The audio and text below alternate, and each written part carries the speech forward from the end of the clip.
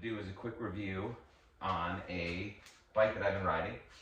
Throughout the year, 2024, I've gone through a handful of different bikes.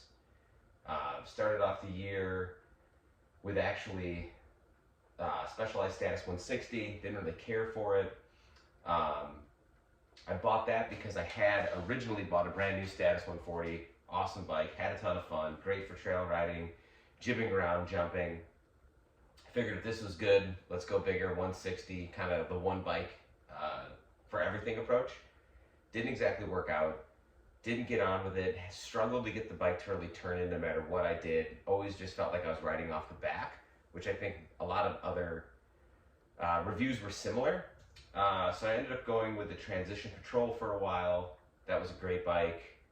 That was like my one bike solution, but the only problem is, and I'll do a little bit of a review on that too, but just real quick, I live in the Chicago suburbs where everything's predominantly flat.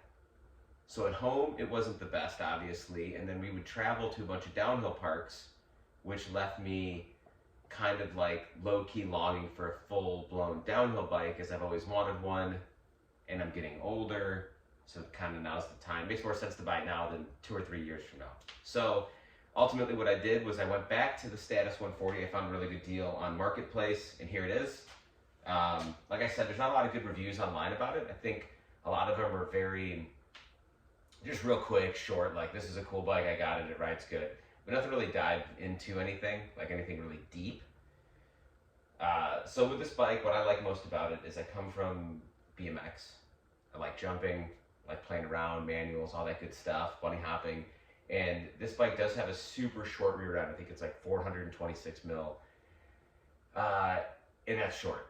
It's pretty damn short. And honestly, with the stock stem at like 40 mil, I even still struggle to kind of really get the front end to turn in as sharp as I wanted to. I went slightly longer with a 45, and that really seemed to kind of clean it up. I know it sounds a bit crazy, 5 mil, big difference. Can't really be that big of one, but to me, it made a pretty big difference.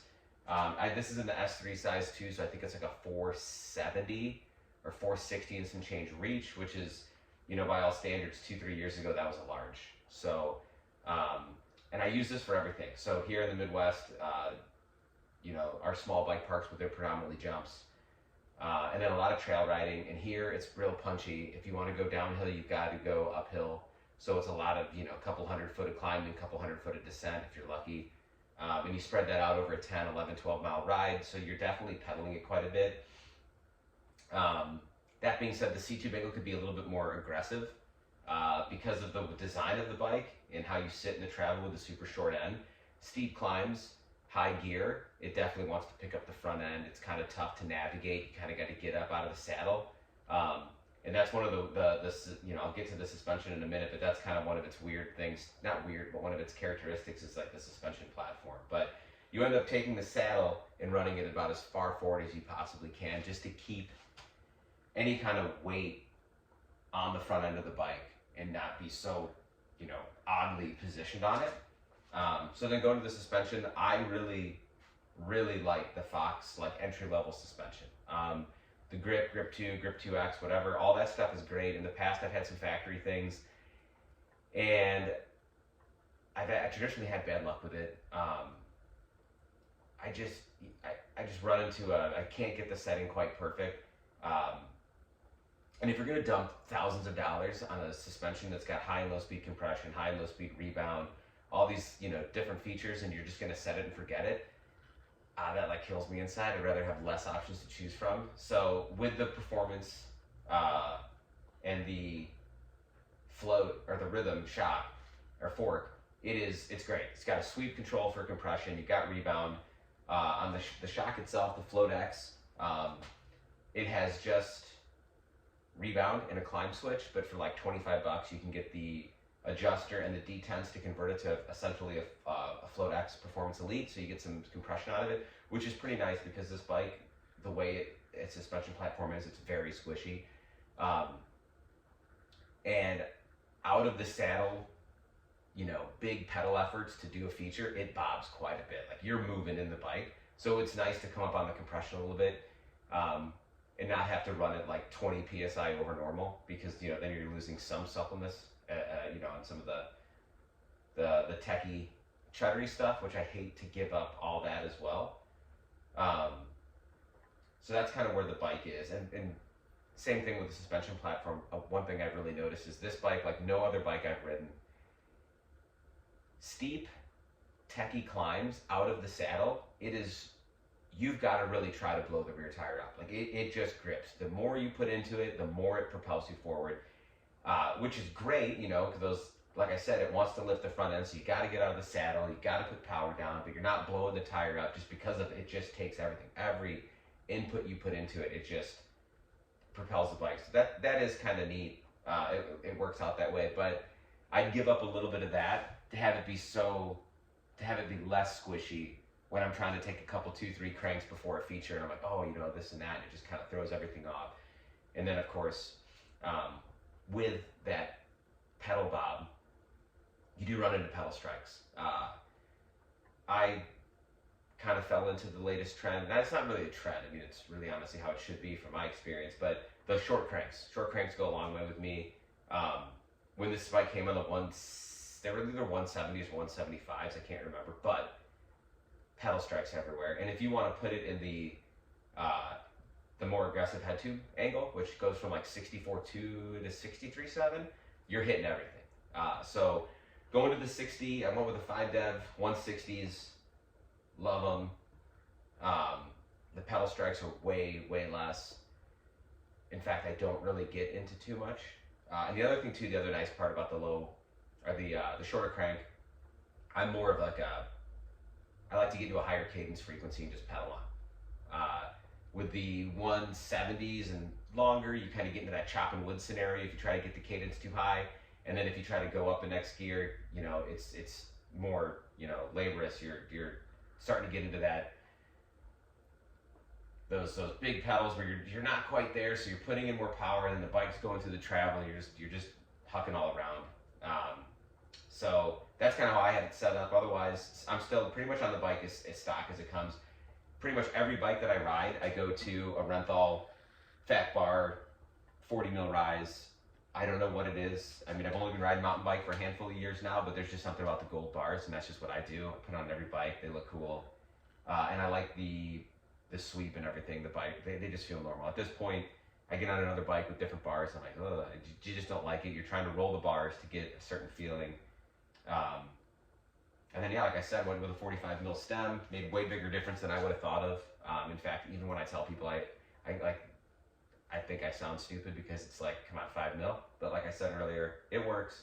Bike turns in really good. And that's pretty much it.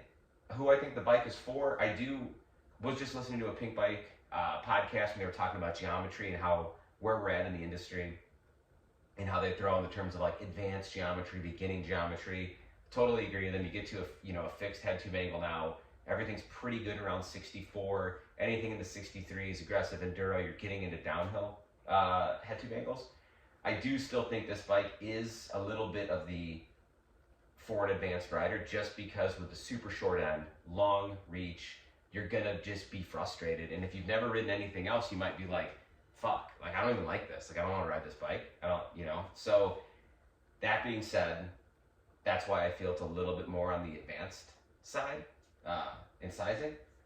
And then I think it's really good for anyone that's rode BMX for a long time. Like I got into mountain biking after riding BMX forever, then on a dirt jumper forever, predominantly rode skate parks and some dirt jumping, a bunch of street riding early on in life. So I like to bunny hop, like to manual, like to, just gym around. And this bike really lends itself to it. I have a super good time doing that. I'll definitely give up on the climbing any day to have that performance. And it actually, and I think that's the kind of rider it's really going to. I think they had a few, specialized sponsors, like Alan Cook still, total shredder on a BMX bike. This is like the Status, like his bike of choice. And they're actually on their Gen 2 now. They've got the Status 2, which is still 140.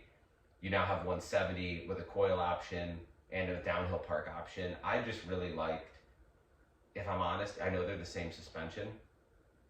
I like the Fox brand, an image of it better than the Marzocchi, and the new Status 140 comes with that. It's heavier too, and that's a $3,500 bike now. These bikes can be had. I found it on, new, it was $3,000. I found this on Facebook Marketplace for $1,700 by a dude who bought it, didn't like how it rode, surprise, surprise, and scooped it up for $1,700. It had like 2 rides on it. I mean, and he even did like ride wrap and all that stuff too, which is something I never do because I really don't hold on to bikes that long. And no matter how clean they are, you're always going to lose a ton of money on a bike. So I'm not even going to waste the time to put it on, as bad as that and lazy as that sounds. So all in all, I really like the bike. I think that's who it is kind of for. Oh, and I gotta say too, another big surprise with the bike, the Specialized tires are killer. They do not last that long. They chunk up pretty easily, but the Butcher, especially in the T9, great tire, and in the grid sidewall, super composed, rolls over well, doesn't jar you around. I was really surprised at that because I struggled for a long time. Like, Maxxis is a great tire. You know, you go to like a DHF, and I always struggle with the DHF and rolling over. I actually have never ridden on the Assegai, and I understand that like it's got more of a rounded platform, so you don't have that like, oh, and then it grabs. Because coming from BMX, like my ability to really trust the tires is still not quite there. Turning is my least able skill, if you will, because you just have to throw them over there and trust them. And sometimes I just can't do that. But these tires I thought were a massive upgrade. I got on with them really well. Sometimes you can find these Specialized just real good at like cutting massive sales, cutting costs. You can hop on their website at any given time and potentially find these tires for $40 a piece. I scooped up a couple other ones, like a Hillbilly for like a winter, wet season tire. I got it for like $40, I think $45 shipped to the house. Which is insane because most tires are $100 nowadays, which I get it.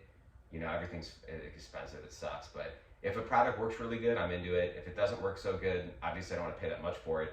This works good and it's cheap. Don't sleep on these. And yeah, that's my short review. I'll probably edit out all the awkward bits and pieces. And as I do more of these, or try to do more of these, I want to branch into the other bikes that I have, which will be a Transition Patrol that I'm still trying to sell.